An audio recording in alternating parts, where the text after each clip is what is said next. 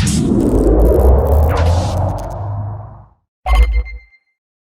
guys, Chaps here, and welcome back to another Gears of War developer stream recap. This week it actually looks like we're getting 4 streams, 1 per day for the rest of the week. Well, I'm going to be out of town, so I won't be doing recaps for each of those. I might do something when I return though. Anyways, I'm home now, so let's get today's stream out of the way. Today I'm joined with a behind-the-scenes kind of person, one Alex Grimbley. Alex, executive producer on Gears 5, focused on live services. Why is the game changing now? I got asked to just take a look at where Gears 5 was around New Year, just after New Year this year. What we did was just gather a group of the leaders from the studio together, held what we call a summit, which is a fancy word for just saying, let's just kind of revise where we are and see how we're doing well, and let's be honest with the things that we need to change. And you know, there was a lot of things that are going well, and there's a lot of things that we also needed to change. Yeah, so we took a look at everything that was going on in the game. We took a look at the forums, we took a look at Reddit, we took a look at the data that the game's telling us, and just our own experience of playing the game as well. And I think, you know, we set off with just having a very honest conversation. There's no egos in the room. We tried to kind of let go of any history or attachment that we had to the way the service had been running previously. And we looked at everything that we could kind of change and kind of improve for the game. And one of the key things I think we looked at was just how we'd like to operate as a team going forwards. And I think one of the key things there is just to own up to our mistakes, to be transparent as well with the fan base. And we know there's so many passionate fans out there. It's nice to see that they're owning up to their mistakes, and it's nice that they say that they want to be transparent. I just wish that the team at TC would finally act on this whole transparency thing. A big part is knowing why they did what they did, and they're getting better at that.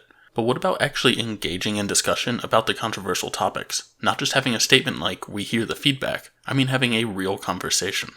We wanted to commit to taking on those changes and really making sure that the players understood that we were listening to them, because I think that was one of the key things that came out of that summit, that we wanted to make sure that we knew the players were heard. And obviously we want to improve the game, you know, every week as we move forward. Like, one of the biggest things that we looked at was ranked. We knew that even on Gears 4, we tried a lot of things on ranked, and we knew that 5 had tried a bunch of different things. It was pretty clear from the feedback that we needed to do something pretty bold to kind of move it forwards and just try something different. And I think, you know, we've been playing ranked internally within the studio, and it is very different. And I think the players are going to like it, and I'm sure they'll tell us if they don't like it. But the key thing is that we just want to be open and honest and say, look, we're changing things. It's a pretty bold decision, in particular with ranked, and I'm kind of excited to hear the feedback on it, actually. So we talked about some of the good stuff that's coming, but we also delivered a little bit of bad news today in terms of maps. And I don't want to say the PvE is bad news. It just might take a little bit longer for what we want to do with the characters versus classes. With maps, so maps take a while to make. Yep. We've talked about this. I think by Op 5 we'll get to where we need to in terms of maps. I mean, one of the things we did coming out of the summit was actually revisit how we make them. And we have a great content team here that kind of find it new and innovative ways of trying to get things out as quickly as possible. And you know, behind the scenes over the last few months, we have been changing the way that we make maps, but obviously we want to ensure that we keep the same quality and try and improve the quality actually and make them even more fun, but just take less time to produce. And that kind of process does take a while to get going, and there's obviously a lag, but by the time we get to Op 5, then I'm confident that we will have kind of figured out that new process, and we'll be churning out maps that will hopefully kind of please the community. And we had high hopes for what we could do with tiles in terms of what they could do, because initially the idea with tiles was actually they were going to speed up the process, that we could go and produce more maps more quickly. Yeah. And it was going to offset some of what we were seeing. what we were seeing with the tiles actually, that as we were making, a lot of the tile-based maps ended up feeling very similar because of the gunfights would all sort of congregate in one area and all of that. And that was an unforeseen kind of downside of the tile-based system. So that was one of the reasons why we moved away from that. So we had prioritized tiles with the hope that we would actually be able to make more maps rather than less maps, but it kind of ended up being the opposite. There was also a sneak peek of another map inside of there, which is Blood Drive. So everyone picked up on that.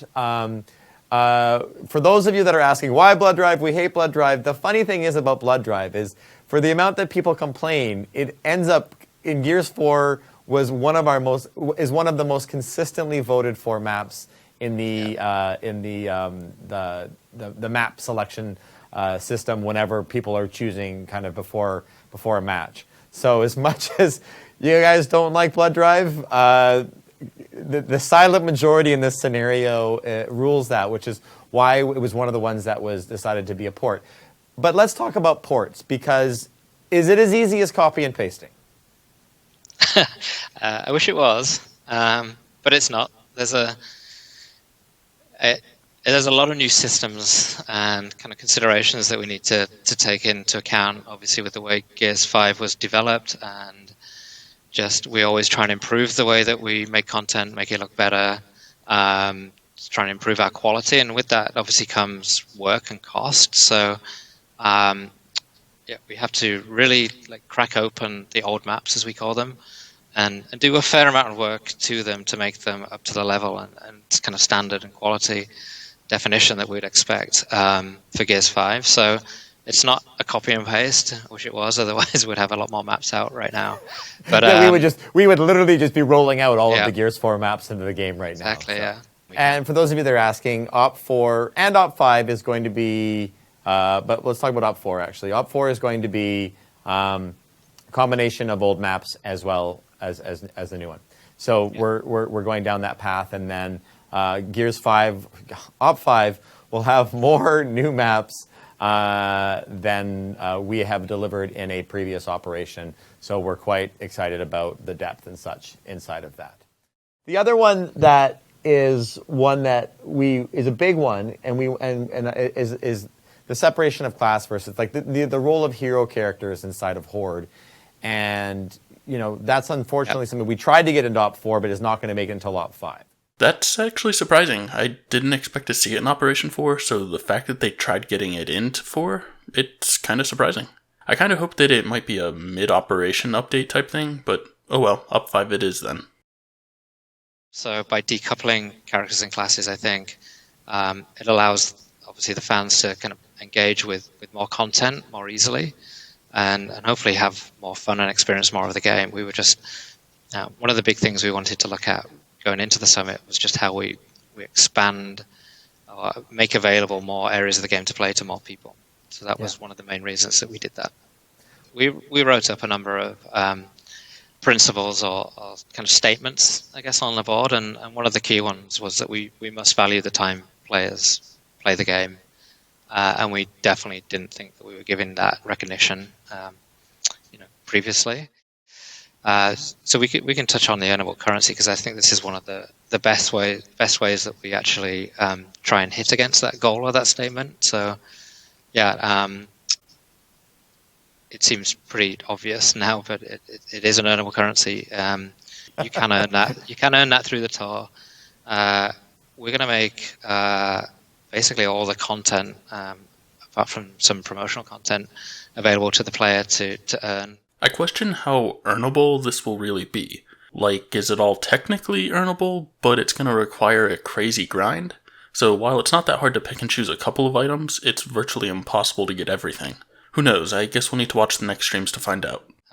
We've shaken up the store as well, because we wanted people to be able to get as much content as they can as long as they play the game. But also just the way the store was structured wouldn't allow kind of easy navigation, and it wouldn't allow us to really kind of showcase a lot of the items that players could earn. So we've done some pretty good work on the store. It's still a work in progress, and there'll be some more changes on OP5 as well. but I think it should be a lot clearer as to how you get things in game. You should have a much clearer path to be able to obtain the content you want, and obviously you can earn that now and not just have to pay for it. God, I really hope this turns into the full store system we've been asking for. It's annoying that it's taken them this long to change the store, but I guess it's better late than never. I can't shake the suspicion, though, that they had planned it like this.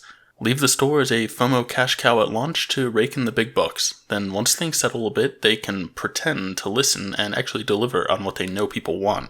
Like, they've always known this, right? They can't be that ignorant that they thought that the launch store was something that people wanted, right? Yes, there will be another trailer. You'll have to wait and see it. Why wasn't all of Delta Squad there at launch? It's a good question. There's lots of things that were missed, and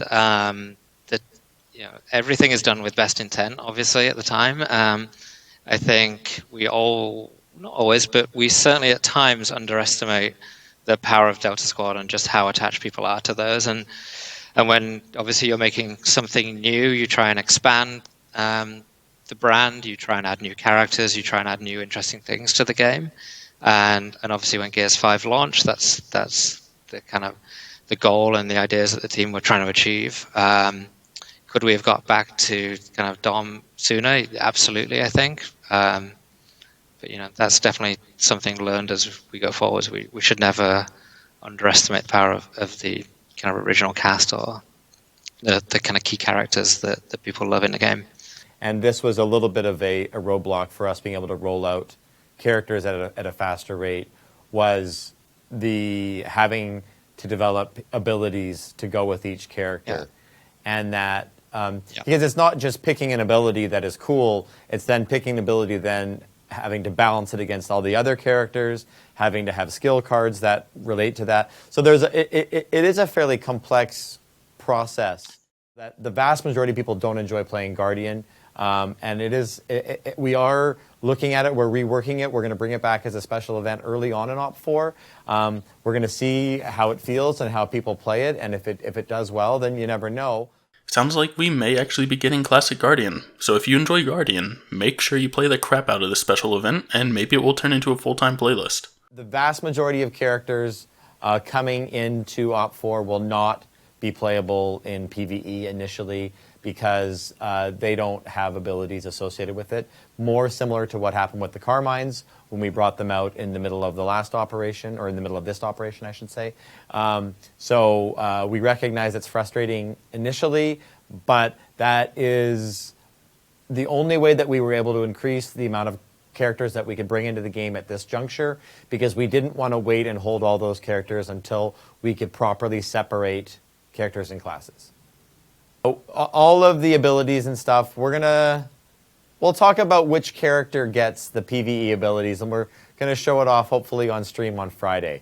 So we're working on the tech right now to make sure we can do that. So you'll see, we'll talk about who is the ability person on Friday and what that person has. So the wording on their blog was pretty ambiguous here. Good job on clear communication and transparency, Coalition. Anyways, it sounds like there's only going to be one person with abilities. Dom is the only confirmed character, so perhaps it's him. Alternatively, I could seriously see Paddock being a new sniper character. I guess we'll find out soon, though. Either way, only having one character with abilities is a big disappointment. I will say that there is a legacy map coming in a future operation that hasn't been in Gears 4. No, it's not River, but leave your thoughts below. What do you think we'll see? Probably, in terms of effort, there's probably more in Operation 4 and 5 than we've done previously. It is a lot of what I would call kind of corrective work to kind of move the game to where we want it to be. I think the tour is actually a really good example of something that we liked, the structure of the tour, and over the last 3 operations, we've been iterating on it and getting it better. And that's something that we didn't want to throw away, but we looked at what is the value that the tour brings, and what are things that we like, and what are things that we want to keep, and what are ways that we can improve that. And I think you can see from Operation 1 to 2 to 3 and then coming into 4, that is a really good example of how we're able to evolve and iterate versus just scrap and start over. Yeah. And I think, one thing I will say that we really like about the tour that you guys are going to see inside of the in this one is that what we internally call that idea of peacocking, of showing off. And we know that there is the high-level characters, whether it was the Blood Red Speaker or the Team Metal Skins or the Cantus or what have you, or the Ronin Cantus, I should say, is about that showing off, something that a level of accomplishment that you did. And we didn't want to lose that as part of the tour. I'd argue that they never really had this to begin with. I hope that what they're alluding to are actual skill-locked rewards rather than the time-locked ones or simple grinding things. Our character is going to keep getting arcade abilities. I think we're still kind of looking at that, I think. Right now, obviously, there's a lot of work focusing on just the versus mode and like we talked about some of the effort into ranked, and then obviously how the character classes decoupling feeds into PvE. So that's our focus right now. We need to kind of go back and look at arcade and really figure out a good plan for that. So yeah, the answer is we're looking at it, and I don't have a clear answer right now. So yeah, sounds like none of the new characters will be playable in arcade, at least not at launch. Maybe the one with PvE abilities, but who knows. Oh, and then I guess the other follow-up question then, is escape going to be less of a priority now as well? Yeah, that kind of escape has been a big discussion as well. Right now, we're not focusing as much on escape. Like you said, that the tile system that we use for escape was really a way of trying to get more content more quickly into the game. I think we need to look at, once we've got through the versus maps kind of problem solving exercise, which we're kind of nearly through, then we need to look at how we look at escape. But it's not the priority right now. I think there's lots of interesting things that Michael has planned for escape events and things that can help kind of reinvigorate some of that. But for me, like, it is still an important mode for us, but we just put it on the back burner right now while we fix what we think or while we look at what we think are bigger things to look at in terms of priority. But yeah. I definitely don't want to say escape has gone away or we're going to not focus on it in the future. I think for me, it's a really fun mode that we can definitely improve pretty quickly. And I think that's the other part. I think for us, it was just something that we want to look at because we know that there are hardcore escape players that are out there, and we know that there is something interesting inside of that mode that we don't want to walk away from. There will continue to be featured hives. Like, we're not like in Op 4, we're not walking away. So what you've been seeing with Escape is going to be similar to what you have been, but we're going to look at how we can build the mode up a little bit more. So just to allay any concerns, we're not walking away from it. It's just something that it's not on the top of the priority list at this moment. Map builder for Versus and for Horde. I know that was something that was talked about initially, and we had high hopes for that to come closer to launch. However, I think due to all the issues that we had initially and then the reprioritization, that just kept getting it pushed out further and further. Is that accurate? Yeah, that's right. It's definitely pretty low on our priority order right now.